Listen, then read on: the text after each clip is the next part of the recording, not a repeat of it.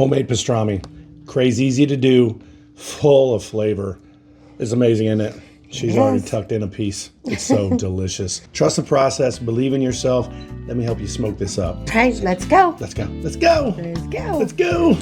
All right. Obviously, the first place you want to start is with your corned beef. I've made 3 or 4 corned beefs where I started with the brisket, a prime brisket, and I went ahead and corned it for 7 days, and then I made the pastrami from that. And quite honestly, I found no difference in the way I did those briskets to the way I'm going to do these briskets, and I found no flavor profile difference whatsoever. I don't see the point of wasting my time to do it for a week when I can just buy it like this and it's perfectly fine. So first you want to do is you want to get your brisket. You'll notice it says 3.5 pounds. I can almost guarantee you that this is probably not 3.5 pounds. I have found a lot of these are being measured overweight. We'll just lay it right on there.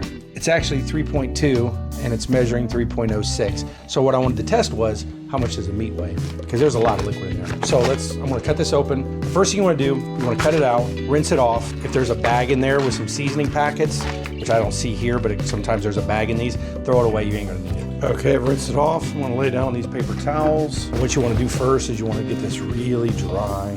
What is that? 2 pounds, 10 ounces. So you basically lost almost a pound in just this. When I say on my recipe a 3-pound brisket, make sure you have the right measurement. You're not going off of what's on the package. The package is going to be wrong every time.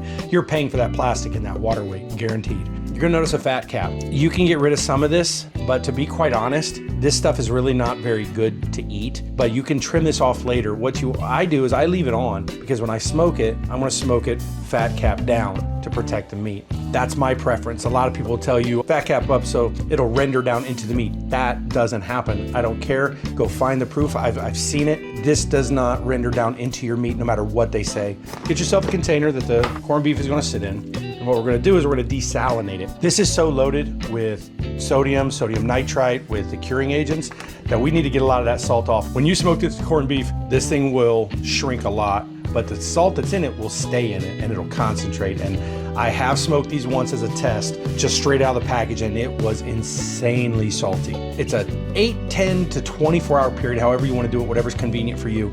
But what I like to do is I like to fill this with water, which I'm going to do now. Don't worry if it doesn't cover it 100% with your container. You got what you have. So for every 4 hours, I'm going to come back, set a timer, come back, and I'm going to dump this water, and I'm going to put new water in it. I'm going to do that till tonight. That'll be about a 12-hour soak. And then I'm just going to do it one more time and leave it overnight because I'm not smoking these till tomorrow. I don't have time for it today, and I've got a dozen of them I'm going to do. We're going to put this in the fridge, and we're going to come back this 4 hours and rinse it off, and you'll see me when I'm ready to pull this out the last time and rub it down. With our spices, where you want to start is you want to get your coriander seed and your mustard seed, but what you want to do is you need to break these open. They're just kind of really rough coarse. That's all you want. These won't be hard when you eat them. Once they smoke and the moisture comes out of the meat into these will soften right out. First thing you want to do is put in your mustard seed and coriander, garlic powder, onion powder, paprika, ground black pepper. This is a coarse ground, a restaurant style grind, and packed brown sugar. You just get yourself a little whisk, and that's it. That's your rub. Let's go ahead and get our meat out and put this together. This was soaking for 24 hours. I rinsed it a total of 3 times before the last soak.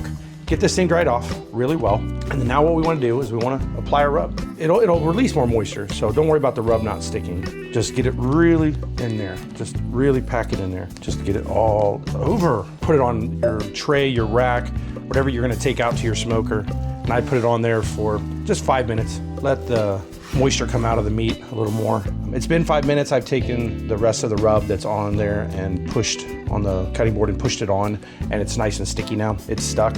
So we want to put this on the smoker at 225 degrees till it reaches an internal temperature of 155 to 160 degrees. Okay, that's our little guy right there that I showed you in the beginning, so I want to make sure you guys get the same one. This is everything I'm doing. Yeah, it's a lot. They are touching. I kind of underestimated the weight of all these, but that's okay. They'll shrink up a little bit and they'll get their smoke on the outside. All right, everyone, here is our beautiful little pastrami. I went ahead and let this go to 170 instead of 160. The reason is because I wanted it a little darker, but it's already been about 4.5 hours, and after 4 to 5 hours, your meat's gonna stop taking on smoke.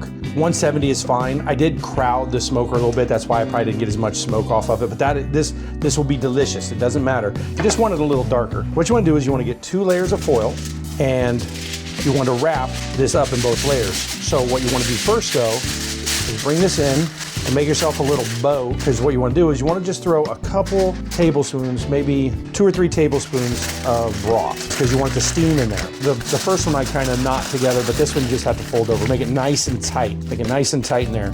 Put it back on the smoker till an internal temperature of 203 to 205. I'll put a probe in this later to check it out. Okay, these were done. Like I told you, I did a dozen. This was on the top. What I did was something called a hot holding, or an overnight hot holding. What that means is I put them in a cooler, I seal the cooler, close it, keep it closed, and let it sit for 12 to 24 hours. And that's what I did. I let it sit for about 12 hours. Look at that. Now you see all the juice in there. If I can have my beautiful assistant Trina come in here. If you could pull this foil situation off of here carefully. I got a paper towel. We're gonna let that sit for just a minute here. As you can tell, I lost no bark, or excuse me, I lost no rub. The bark is amazing. Okay, that's the cap. Okay, uh-oh. Trina, I think Daddy did something right. Oh my goodness. So let me get a couple slices here. Okay, Trina, let's get this set up to taste. All right, so the pastrami's done. We just sliced it up here, so you know we're not messing with you. That's the exact same slice you saw when we left the video. I want Trina to try this. She loves pastrami too. Probably not as much as me. That's unhealthy, but she loves it too. What do you think? What do you think? Oh my gosh, it's so tender. It just melts in your mouth. It's got a peppery flavor. I will tell you this. First off, that's amazing. Could be one of the best pastramis I've ever made. Second, it doesn't taste like the store-bought pastrami. It does, it's similar, but it's different. It's like, I'm gonna make a video on how to make bacon, homemade bacon, here soon. It's the same thing. Homemade bacon is different than the bacon you buy in the store. It's a little denser, it's a little, I don't even know how to explain it, honestly. Pastrami's the same way. It's better this way. It's so much better, and you watch me do it. We always say how easy things are, and you watch me do this. It is so crazy easy, and you can have the best meat. You get it on sale, it's cheaper than burger. In the long run, it costs you less to make this than burger. It's one of those moments you're like, yeah, I did something right. Yeah, good stuff. So trust the process, believe in yourself. Have a great day. Have a great day. We got you. Got you. Pastrami. So happy.